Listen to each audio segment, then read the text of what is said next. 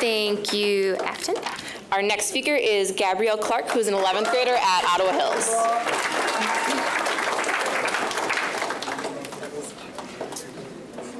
Hi.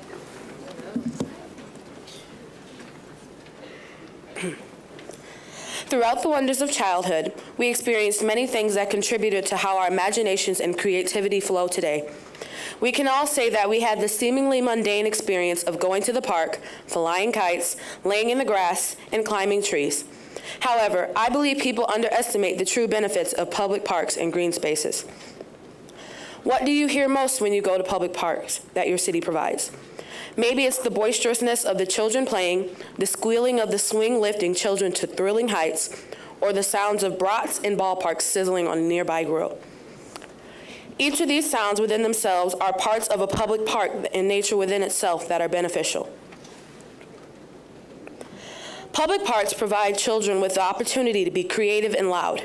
They give kids the open space needed to run around, make up games, use their imaginations limitlessly, and scream until their hearts are content, as well as run around until they are tired, which I'm sure you parents are probably grateful for.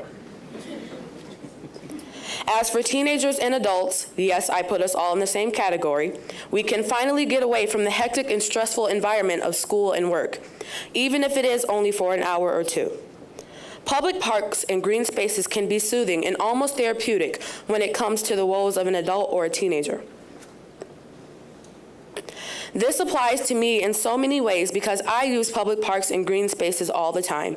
In all honesty, I am forever indebted to green nature trails provided by the hands of my city. At the beginning of my sophomore year, I was well over 270 pounds. For me, working out was always a struggle because I never wanted people to see how obese I was. I was uncomfortable with being in public, and as far as gyms were concerned, my family did not have the time or money for it. One day, I asked my mother what I could do, and she told me to walk the nature trail near our house. It was a long shot, but eventually my nature walks turned into runs, and my runs turned into jogs. I was able to exercise freely because I was outside in the open where nobody could judge me. I also realized there was something more soothing about running outside. It was almost as if the nature trail became my personal hideaway. Eventually, after I became comfortable enough with walking trails, I moved on to parks. Every day, I ran through the public parks in my city, and it didn't really matter what side of town I was on since they were everywhere. Today, I am a junior, and I stand at 206 pounds.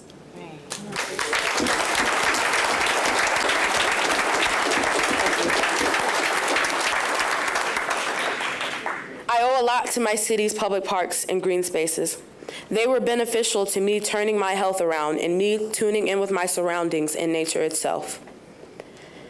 As I close, I'd like to ask the adults, how many of you can say that you go to the park frequently or even take a walk through a wooded area or grassy field? Don't take what our city and God provides us for granted. Use our Earth's resources to make your life better and longer. Thank you.